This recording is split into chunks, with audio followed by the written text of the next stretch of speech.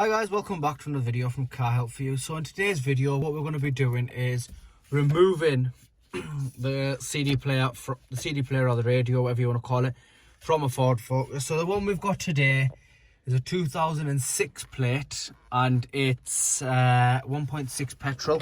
However, if your radio looks the same as this, it will be a similar procedure. So the way to get it out is, you can see it's got one slit there, one slit there, one slit there, one slit there. So them cuts are the way to actually remove it. So you need 4 keys which are similar to this. So we've got a plastic tool removal, which a plastic trim removal tool, which gives this kit with it. So what it is that's the first key there, that's the second key there. As you can see, the keys are quite similar. If I line that one up there, you can see one's actually bigger than the other. So anyway, that's them two. Then we've got the third one, which is quite different to the other two. And then we've got another one which is different. Now all these will work.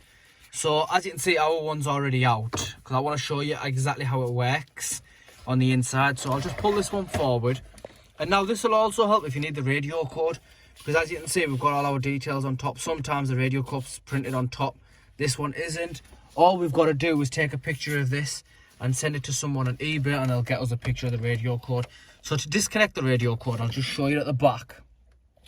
As you can see, we've got a few wires and plugs. All you've got to do is, this is your radio antenna. Just plug it out, and it's literally as simple as that, without pressing the hazard switch. And then this one here, it's got a little lever thing on the bottom, a little like a pokey thing on the bottom. All you've got to do is wiggle your hands into that, and without damaging the cables, go easy on the wires, and it just lifts up. If you can see there, it's starting to lift. That part there is lifting up a little bit. Now we've got a few wires in the way, so all we'll do is go easy on the wires, and what tends to happen is it just tends to lift out. If I can, there we are, as you can see there, I just didn't have it high enough. So that's obviously out there. Now we've got the radio out. I'll put the radio down near the handbrake so you can see it a bit better. So this is inside of there, this is what you're looking at inside of there. So we've got obviously the radio wires. If you're going to be putting in I'm not sure what this one here is. I guess. Oh, right. So yeah. So this one here, what the customer's done is, if you look into the back here, maybe you want to do it at yours. What they've done is they've put an external aux cable, and the way they've done that is, put that switch down a second, it might be a bit easier. So that'll go down there. And what they've done is they've just got another plug. Yeah, so that's their aux cable there. All they've done is, so if I'm not sure if the camera's going to be able to catch that, but inside of there, there's the red, yellow and green, which will obviously give it the connections it needs, the power and stuff. And that just plugs into there, which will obviously in turn plug into the back of the radio. And what this does, if I can just get this back into there now. How was it in? It was like this. So what it does is, there we are. Doesn't look right, but we can I'll figure it out anyway once it's gone back into the radio. So if I put all this wire in the back there, yours won't have this obviously unless you've done a modification. If you are putting a sub into your car, like a subwoofer and that, or a custom CD player, you can change your phase shear, which has got one screw there and one screw directly on the opposite side, and it'll lift out. You don't need any force required for that. If you're going to put another CD player in, it plugs into the end here. Obviously, if you've got the aux cable, it'll come into here like that. You can see whoever's done this hasn't done a cowboy job. They've actually done a decent job. Down here, if I pull this up to here, there's the aux cable. So it plugs into their phones like that. Well, if you've got an iPhone, that's pretty useless nowadays, but you can change it over. You can just buy the adapter for the top. Anyway, that's on that. If we come over to the radio over here, I'm going to show you what the keys look like.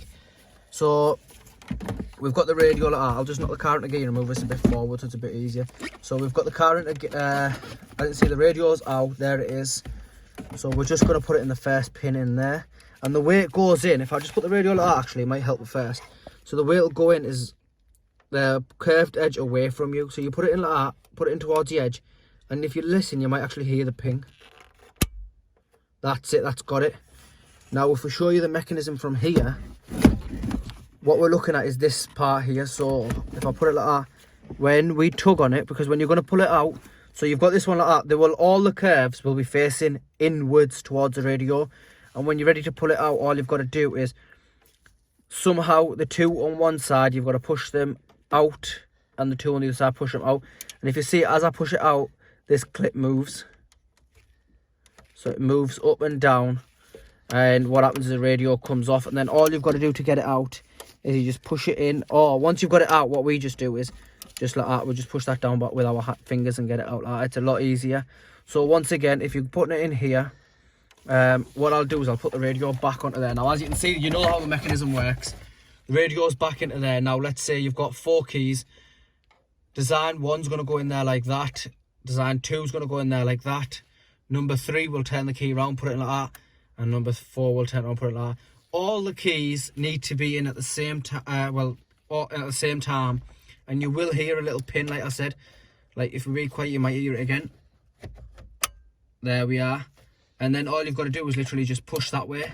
So we're just pushing the keys that way. And what it does in turn is, as I showed you, it'll just it'll just push the clip inside and you can get your CD player out. Now, to put it back in is basically the reverse of what you did to get it out. So what you'll do is you'll plug all your plugs back in.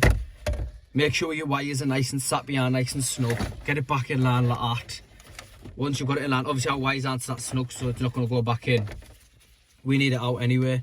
But once it's nicely in line, you'll just very nicely tap it. As you can see, we haven't damaged any of the face. If I pull this out, you can see on here, none of this is damaged at all. Not a scratch from us, all because we've used the correct tools. If you use the wrong tools and use screwdrivers and stuff, obviously they're going to put marks. You don't really need to mess about with it. Just get yourself the correct plastic. If you get yourself a plastic trim removal tool, it's only a couple of quid. And like I said, it benefits you in the long run. Anyway, guys, I hope this helped you. Please like, share and subscribe. Thank you.